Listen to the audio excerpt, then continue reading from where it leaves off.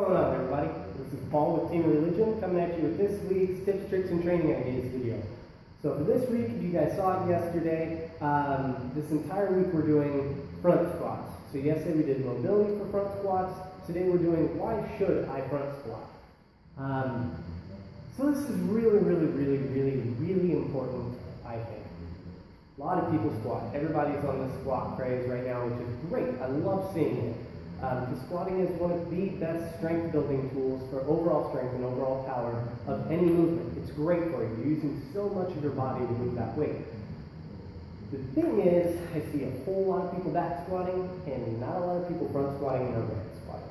So we're going to talk about that today. What are the pros and cons of front squatting and why I'm suggesting you should throw it into your training. So, number one. The biggest thing with front squats is it's much more anterior dominant, which means you're using your quads a lot more than your hamstrings and your glutes, right? So with back squat, you're generally at about a 45-degree back angle, pressing that weight up, and even just sitting here, I can feel the posterior activation. My hamstrings are really tight, glutes are nice and tight. Not a lot of activation in the quads. Yes, you're getting some, but not fully. Now, as soon as I lift that chest up, like I would for a front squat, I can feel way more activation through my quads. Big time activation through my quads. So, quad activation. Why is that important? If you're a CrossFitter, obviously working on your front squat. If you don't have a good front squat, you're not going to have a good clean and jerk. And you're definitely not going to have a good overhead squat, right? OCR. Why do we want strong quads? In races, generally you're running uphill, right? Running uphill, all sand runs, stuff like that, a lot of quad activation. So the stronger your quads are, and the higher your VO2 max is, the easier those hill climbs are going to be, and you're going to be gassing past people while they're slowing down because they've only done back squats, their posterior chain is strong, their quads are weak. And I mean, who doesn't just want like huge quads? Everybody wants huge quads. It just looks good. So, that's a big reason. Second, core activation. This is huge with front squats. Of course you do have core activation when a lot of weight is on your back, but the difference is the weight placement. If I'm bent over in that back squat, right, the goal is to keep the weight directly over the center of the foot, the center mass. You're using a lot of activation in your back and your core to keep it up straight, but it's a lot easier. Now with your front squatting, that weight is no longer really centered, it's more out in front, which means your core is being compressed this way, right? So you really have to strengthen that core to keep up straight. Your lower backs are really firing because you're doing everything you can to not cave in. Especially when you get down in this hole, a lot of people will dump it right away.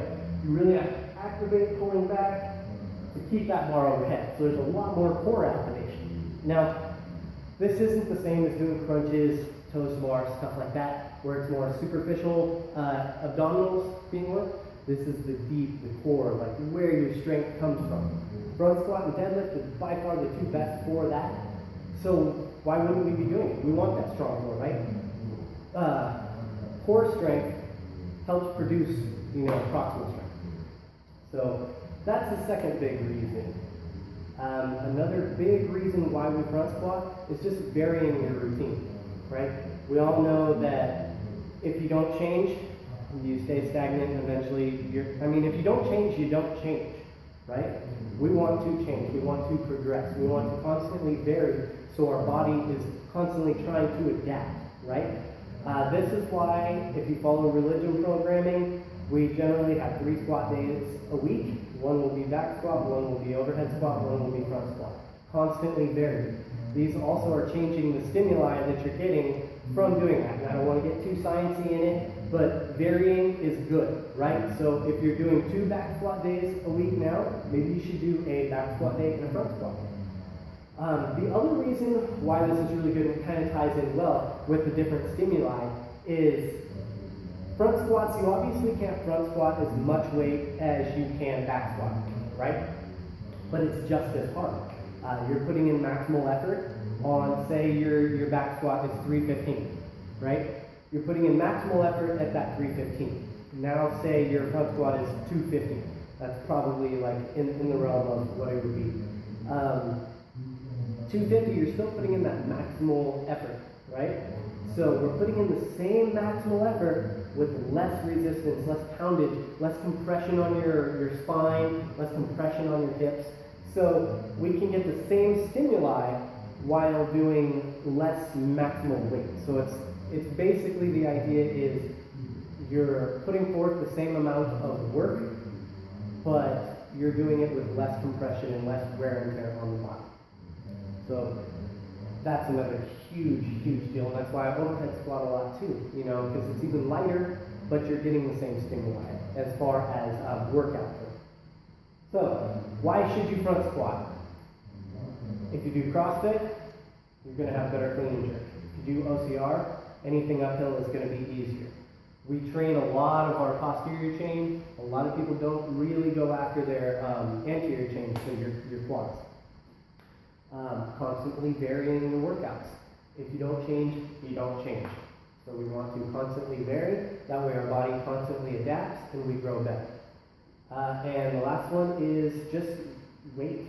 If your body's starting to hurt, your knees are hurt, your back feels like it's being compressed, we lighten that load, we get the same maximal stimulus, and you're good to go. So, hopefully that convinces you guys to use front squat more and cut back. Not really cut back on your back squat, but just front squat and squat. Like I said, ReliGym programming, this is the first time that we've kind of announced that. We've been doing ReliGym programming for about 4 months online. We're going to release it starting June 1st. We have 4 different tracks that you can follow and kind of stack.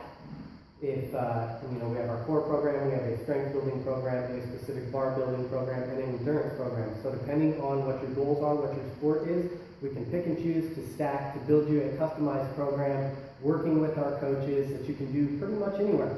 So if you're interested, leave comments down in the little block down here. If you want to see any other videos or have any questions on this video or any of our other videos, also drop it down there. I'm going to put a link to yesterday's mobility video on the front squat, kind of supplement this video. And go to www.religym, ReliGym.org for the rest of our videos and figure out how you can help us help out little kids and get them off the couches and into gyms. Alright? Go front squat. Take it easy, guys. Have a good one.